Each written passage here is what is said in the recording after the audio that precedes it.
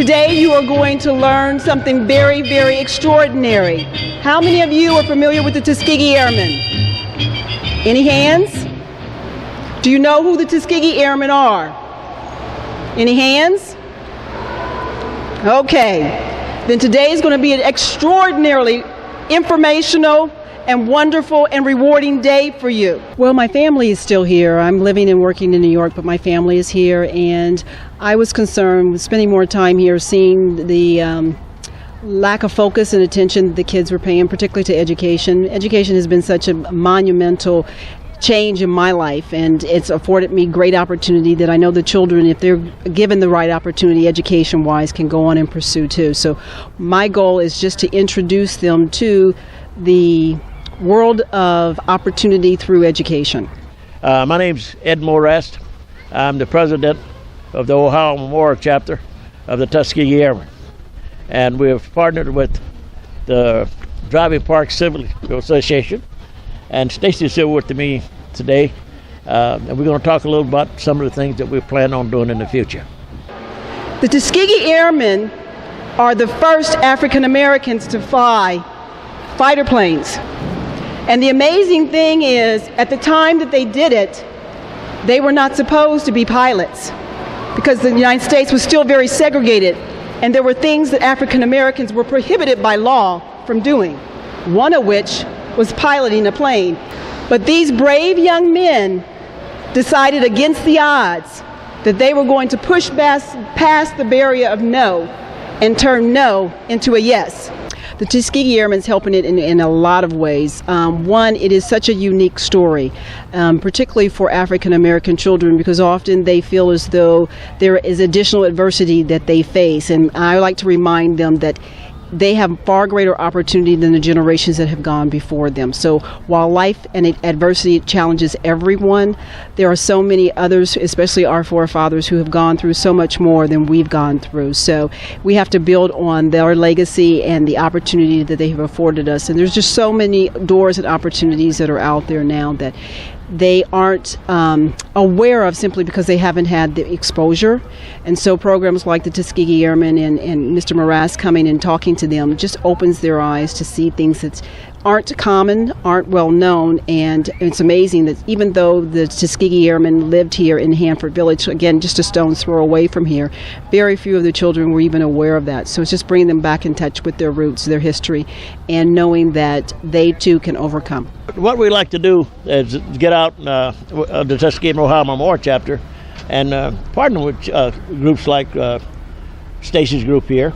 And we're trying to do that throughout the city because we're trying to identify kids that would like to be involved in aviation, and we'd like to be able to guide them in that direction through some of the programs that we have in the Ohio Memorial chapter.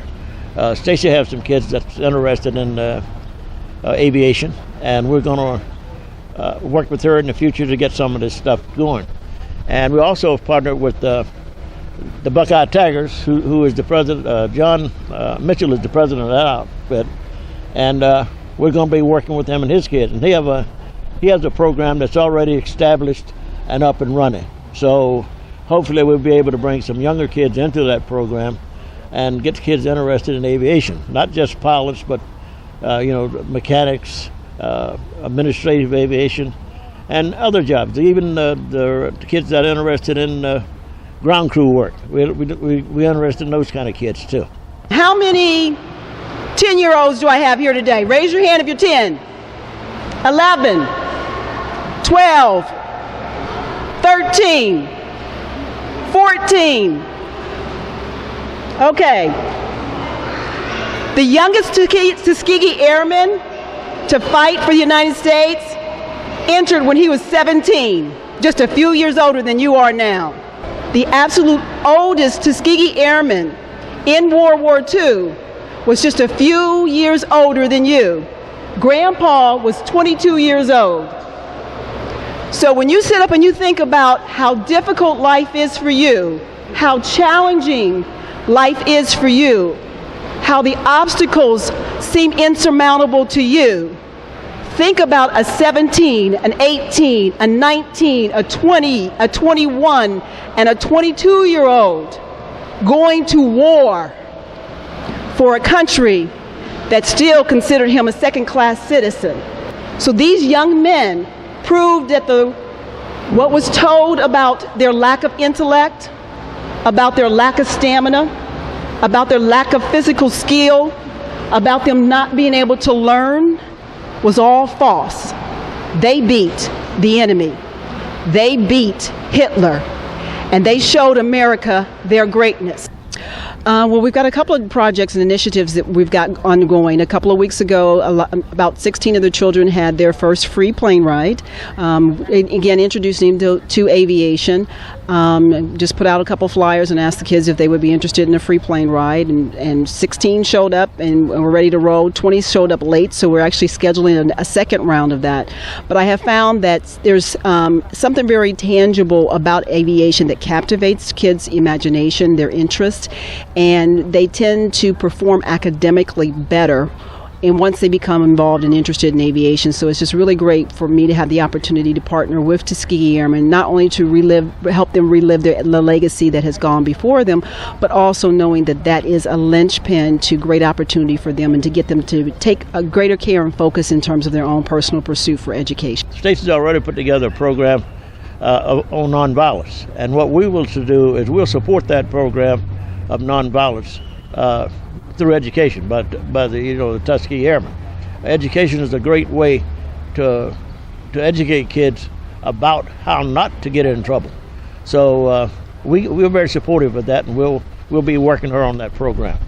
And it's these things that we like to do in the community that brings us together, that makes a positive difference in the community. You know, aviation is a great thing, but kids can't be interested in aviation if they're subject to a lot of negative things and no positive images to go by. So what we like to do is go into the community, talk about those things, and we have some professional people in our organizations that we like to bring in also to talk about different things, to let them know that there are other professions out there besides what they're exposed to in their communities. Our plan for an education center is huge, and we're working on that now. And what we're trying to do is raise enough money that we can get an education center built out at Rickenbacker, which was formerly Lockbourne Air Force Base, and that's where the Tuskegee Airmen were. We are talking now with the Regional Airport, NetJet, and Ohio State, and we're just in the phases, in some certain phases of that, and hopefully within the next few meetings that we'll have a pretty good direction of where we're going. So so far everybody that we've talked to has been on board with what we're doing and think it's a great thing. But thinking it's a great thing and raising the money is two different things. So what we got to do now is get down to how we're going to get the money to get this done. Yes, this is actually a very fine community. It's one of the older established areas in Columbus. It's interesting, I was talking to someone recently and they were saying that when they grew up here several years ago in Columbus, they knew of Driving Park. Now there are a lot of little communities that have been given an identity and been given a name, but they said Driving Park has always had one, and I hadn't thought about that, but it's true. But one of the other things that's really unique about Driving Park is it is historically a mixed community, mixed not only racially but also education-wise. It was a working class community, but it also had professional individuals there, and the kids and the parents and the neighbors all got along very, very well. It has changed recently, and now that's why we're getting involved here to re-engage and re-establish those connections, particularly the intergenerational connections between the seniors and the younger children, to bring back that sense of community, that sense of spirit and care and concern for one another, to put us back on the trajectory where we were, where it was a safe and vibrant community. So just happy to be a part of that. I challenge each and every one of you today to know the obstacles that face you are far, far simpler than the obstacles that face them. They've paved the way for you, and you have more benefits now than any one of them ever had. And so their legacy rests with you. Today we're challenging you to rise above whatever situation or circumstance faces you, to be the very best that you can be.